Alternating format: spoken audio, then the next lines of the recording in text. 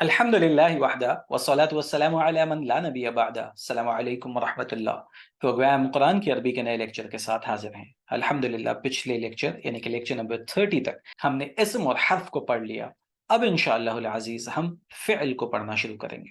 آپ کو یہ بات یاد ہوگی کہ لیکچر نمبر 1 میں ہم نے یہ بات بیان کی تھی کہ عربی میں لفظ کو کلمہ کہتے ہیں۔ عربی میں لفظ کو کلمہ کہتے ہیں، اور اس لفظ کی 3 قسمیں ہیں، یعنی کہ کلمے کی 3 قسمیں ہیں۔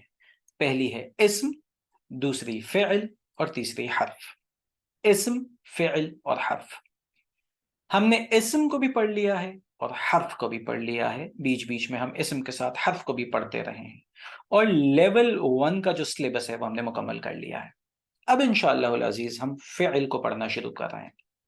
فعل کو انگلش میں ورب کہتے ہیں۔ آپ کو یاد ہوگا کہ لیکچر نمبر 1 میں نے اس بات کو بیان کیا تھا کہ ہم ابھی تعریفات کے اوپر فوکس نہیں کریں گے، ہم ابھی تعریفات میں الجھیں گے نہیں، لیکن اب وہ ٹائم آ چکا ہے کہ ہم تعریفات کو بھی آپ کے سامنے بیان کریں، تاکہ آپ بہتر انداز میں بھی چیزوں کو سمجھ سکیں، اور آپ کی ایک بیس بن چکی ہے، لہٰذا باتوں کو سمجھنا آسان ہو جائے گا۔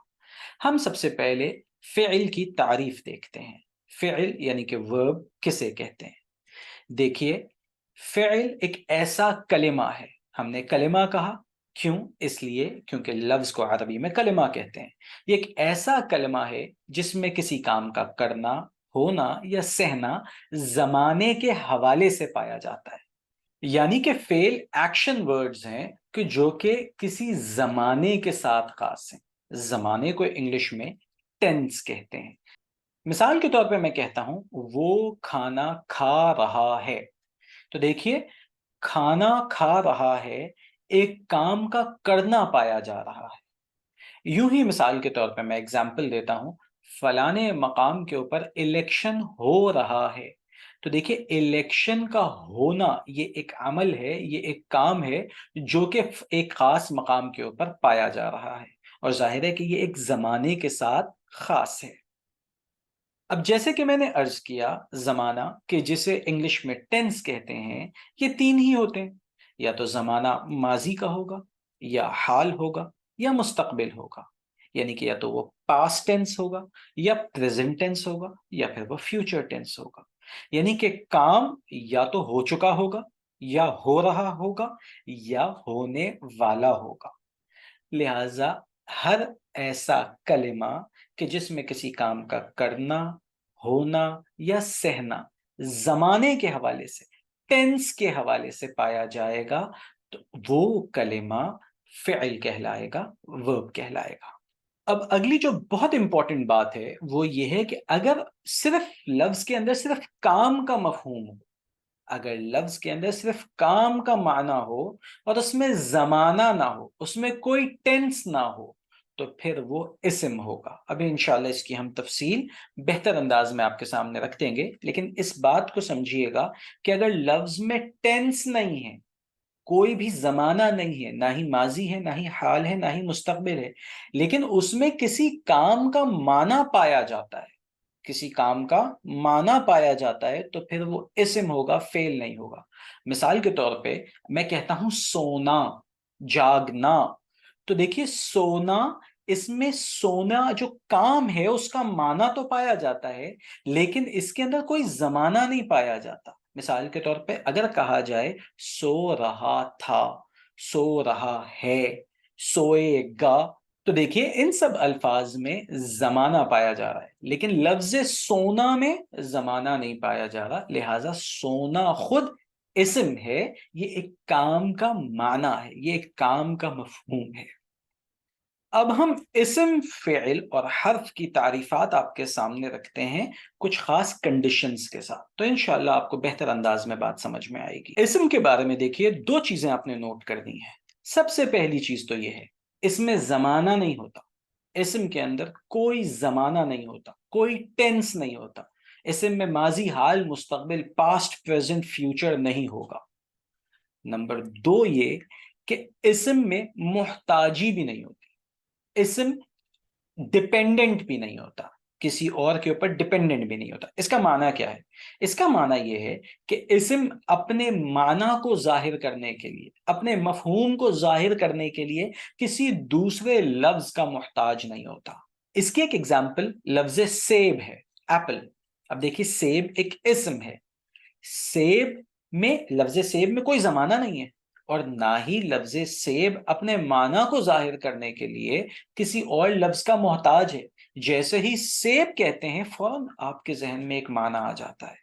لہذا اسم ایک ایسا کلمہ ہوا کرتا ہے کہ جس میں نہ ہی زمانہ ہوتا ہے، نہ ہی وہ اپنے معنی کو ظاہر کرنے کے لیے کسی دوسرے لفظ کا محتاج ہوتا ہے. دوسرا ہے فعل. دیکھیے فعل کے لیے جو دو امپورٹنٹ باتیں ہیں، اس میں سب سے پہلی چیز تو یہ ہے کہ فعل میں زمانہ ہوتا ہے. فعل یا تو ماضی ہوگا یا حال ہوگا یا مستقبل ہوگا، کیونکہ زمانے کے اندر کام زمانے کے اندر ہی ہوتا ہے، زمانے سے باہر کام نہیں ہو سکتا. لہٰذا فعل کے لیے زمانہ ضروری ہے. تو نمبر ایک یہ ہو گیا کہ اس میں زمانہ ہوتا ہے، اور نمبر دو یہ اس میں بھی محتاجی نہیں ہوتی، یعنی کہ فعل اپنے معنی کو ظاہر کرنے کے لیے کسی دوسرے کلمہ کا، کسی دوسرے لفظ کا محتاج نہیں ہوا کرتا. اور تیسرا اور آخری ہے حرف. حرف کے اندر نہ ہی زمانہ ہوتا ہے. حرف میں دیکھیے جیسے کہ مثال کے طور پہ ایک حرف ہے، حروف جارہ ہیں، حرف ہے من، الا، علا، حتی. اب دیکھیے یہ سارے کے سارے حروف ہیں. اس حرف کے اندر زمانہ نہیں ہوتا. اور نمبر دو یہ اپنے معنی کو ظاہر کرنے کے لیے دوسرے لفظ کے محتاج ہوتے ہیں، یعنی کہ اس میں محتاجی ہوتی ہے. الگ سے اگر کہیں لکھا ہو علا یا الا تو آپ کو کوئی معنی سمجھ میں نہیں آئے گا. اگر یہ علا لفظ کسی دوسرے لفظ کے ساتھ مل جائے گا تو پھر یہ اپنے معنی کو ظاہر کر دے گا. لہٰذا اسم، فعل اور حرف کو اب آپ نے ان دو کنڈیشنز کے اعتبار سے یاد رکھنا ہے. اسم میں نہ ہی زمانہ ہوتا ہے نہ ہی محتاجی ہوتی ہے. فعل میں زمانہ ہوتا ہے، محتاجی نہیں ہوتی. حرف میں زمانہ نہیں ہوتا اور محتاجی ہوتی ہے. اور جب محتاجی ہوتی ہے یا نہیں ہوتی ہے، اس کا معنی کیا ہے؟ اس کا معنی یہ ہے کہ یہ لفظ اپنے معنی کو ظاہر کرنے کے لیے، اپنے مفہوم کو ایکسپریس کرنے کے لیے کسی دوسرے لفظ کا محتاج ہے یا نہیں ہے. اب ہم انشاءاللہ اردو میں دیکھتے ہیں کہ کتنے زمانے ہوتے ہیں. ہم سب جانتے ہیں کہ اردو میں 3 زمانے ہوتے ہیں، ماضی، حال اور مستقبل. انگلش میں کتنے زمانے ہوتے ہیں؟ انگریزی میں بھی 3 ہی ٹینسز ہیں، 3 ہی زمانے ہوتے ہیں، پاسٹ، پریزنٹ اور فیوچر. عربی میں کتنے زمانے ہوتے ہیں؟ یاد رکھیے گا عربی میں بھی 3 ہی زمانے ہوتے ہیں، ماضی، حال اور مستقبل. لیکن یہاں پہ ایک بات ذہن میں رکھیے گا کہ عربی میں ماضی، فعل ماضی کے لیے ایک الگ لفظ ہوتا ہے، اور حال اور مستقبل دونوں کے لیے ایک ہی لفظ ہوتا ہے. اس حال اور مستقبل کے لیے جو لفظ ہوتا ہے اس کو ہم مضارع کہتے ہیں. کیا کہتے ہیں؟ مضارع کہتے ہیں. اردو میں دیکھیے اور انگلش میں ماضی یعنی کہ پاسٹ کے لیے ایک الگ لفظ ہوگا، حال یعنی کہ پریزنٹ کے لیے ایک الگ لفظ ہوگا، مستقبل یعنی کہ فیوچر کے لیے ایک الگ لفظ ہوگا. اردو میں اگر آپ اس کی اگزامپل دیکھیں، مثال کے طور پہ پانی پی چکا یہ ماضی ہو گیا، پی رہا ہے یہ حال ہو گیا، پیے گا یہ مستقبل ہو گیا. ماضی کے لیے ایک الگ لفظ ہے، حال کے لیے ایک الگ لفظ ہے، مستقبل کے لیے ایک الگ لفظ ہے. لیکن عربی میں ماضی کے لیے ایک لفظ ہوگا اور حال اور مستقبل کے لیے بھی ایک ہی لفظ ہوگا، اسے ہم مضارع کہتے ہیں. حال اور مستقبل دونوں کی نمائندگی یہ ایک ہی لفظ سے ہو جائے گی، یعنی کہ ایک ہی لفظ حال اور مستقبل دونوں کے لیے استعمال ہوگا. اب ہمیں کیسے پتا چلے گا کہ یہ اس وقت حال کے معنی میں ہے یا اس وقت مستقبل کے معنی میں ہے؟ تو دیکھیے اس بات کو بھی سمجھ لیجئے. اسے میں نے نوٹ کے طور پہ یہاں پہ بیان کر دیا ہے کہ جیسے آپ نے جب اسم پڑھا تھا تو اسم پڑھتے ہوئے آپ نے اس بات کو جان لیا تھا کہ رجل کا مثنیٰ حالت رفعی، حالت نصبی، حالت جری کے اعتبار سے رجولانی، رجولینی اور رجولینی تھا. اب رجولینی اور رجولینی یہ دونوں ایک حالت نصبی کا ہے اور دوسرا حالت جری کا ہے. ابھی آپ کو کیسے پتا چلے گا کہ رجلینی اس وقت حالت نسبی میں ہے یا حالت جری میں ہے؟ یہ آپ کو اس کا استعمال بتائے گا، یہ آپ کو اس کا کانٹیکسٹ بتائے گا۔ جیسے اب آپ اس بات کو سمجھ سکتے ہیں کہ اگر رجلینی سے پہلے کوئی حرف جر موجود ہے تو اب آپ جان جائیں گے کہ یہ رجلینی حالت جری میں ہے، حالت نسبی میں نہیں ہے، کیونکہ حرف جر اپنے بعد والے اسم کو حالت جری میں کر دیتا ہے۔ بالکل ایسے ہی جب مضارع کا صیغہ آئے گا، جب مضارع کا فعل آپ کے سامنے آئے گا تو آپ اس فعل کو دیکھ کے سمجھ جائیں گے، کانٹیکسٹ کو دیکھ کے سمجھ جائیں گے کہ یہ حال کے معنی میں ہے یا یہ مستقبل کے معنی میں ہے۔ یہاں پہ ہم انشاءاللہ ایک اور ٹرمینالوجی، ایک اور اصطلاح کو سمجھ لیتے ہیں۔ اصطلاح کا معنی ہوتا ہے ٹرمینالوجی، ہم ایک اور ٹرمینالوجی کو سمجھ لیتے ہیں اور وہ ہے مصدر۔ مصدر یاد رکھیے، مصدر کا معنی ہوتا ہے سورس، مصدر کا معنی ہوتا ہے سورس۔ انگلش میں اسے انفینیٹو بھی کہتے ہیں، انفینیٹو کے قریب قریب ہوتا ہے یہ۔ مصدر کا معنی کیا ہے؟ سورس۔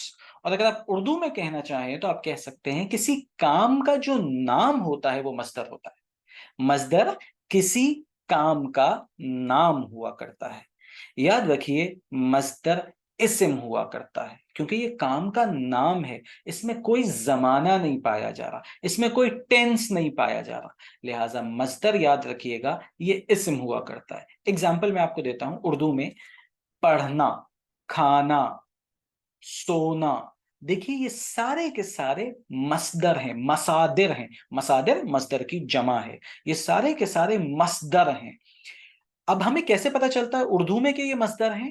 دیکھیے ہر وہ لفظ کہ جس کے آخر میں نا آ جاتا ہے، نا، جس لفظ کے آخر میں نا آ جائے گا اردو میں، وہ لفظ مصدر ہوا کرے گا، وہ لفظ اسم ہوگا۔ تو آج کے لیکچر میں ہم نے اسم، فعل اور حرف، ان تینوں کی تعریفات کو جانا ہے، اس اعتبار سے کہ کس میں زمانہ پایا جاتا ہے، کس میں زمانہ نہیں پایا جاتا، کس میں محتاجی پائی جاتی ہے، کس میں محتاجی نہیں پائی جاتی۔ یوں ہی ہم نے اس بات کو بھی جان لیا کہ عربی میں فعل کے لیے جو الفاظ استعمال ہوں گے وہ بنیادی طور پہ دو ہی ہوں گے، ایک فعل ماضی ہوگا اور دوسرا فعل مضارع ہوگا۔